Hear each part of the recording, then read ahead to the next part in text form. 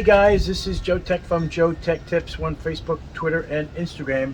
Make sure you hit that like if you like that video. Today we're going to be installing an outdoor ring sensor for your ring alarm. This is substantially larger than the indoor version.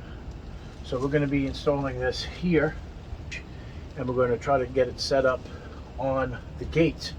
So then you can notice, so you can be notified of when someone comes in and goes out of your property. This doesn't have to be set up on the alarm system itself. You could have that disabled. Just be notified in and out, just in case. You never know. And then you can have ring cameras turn on, and this is the trigger.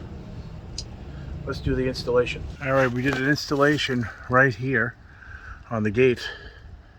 We will know if it's tampered with or opened, and this should work out really well, so we actually know if someone is actually in the backyard or not.